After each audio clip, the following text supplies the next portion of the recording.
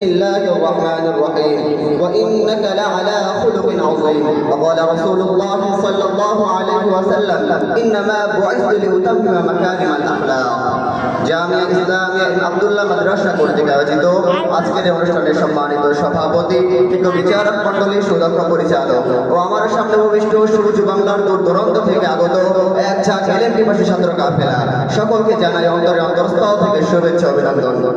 আজকের আলোচ্য বিষয় সর্বোত্তম চরিত্রের অধিকারী ছিলেন মহানবী সাল্লাল্লাহু আলাইহি ওয়াসাল্লাম।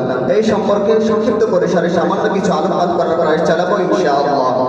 প্রিয় সখী, চারিদিক যখন অন্যায় অবিচার জুলুম নির্যাতন আর পাশবিকতার জয় জয়কার, অপাচার অনাচারের গাঢ় কালো আধারে নিমজ্জিত গোটা জাতি, মানুষের নীতি নৈতিকতার অবক্ষয় যখন চরম পর্যায়ে, তখনই আগমন করলেন বিশ্ব মানবতার মুক্তির দূত সাইয়্যিদুল আম্বিয়া রাহমাতুল লিল আলামিন। তিনি ছিলেন সর্বোত্তম চরিত্রের অধিকারী। তার এই চরিত্রের সর্বোত্তম সংজ্ঞা দিয়েছেন উম্মুল মুমিনিন হযরত আয়েশা সিদ্দিকা রাদিয়াল্লাহু তাআলা আনহা। তিনি বলেছেন, কুরআনে ছিল রাসূল সাল্লাল্লাহু আলাইহি ওয়াসাল্লামের চরিত্র। যেহেতু রাসূল সাল্লাল্লাহু আলাইহি ওয়াসাল্লাম ছিলেন জীবন্ত কুরআন, সেহেতু তার চরিত্র ছিল মহান। তার চরিত্র সুন্নাত কখনো পুরাতন হয় না, বরং সর্বকালের জন্য নতুনভাবে কার্যকর।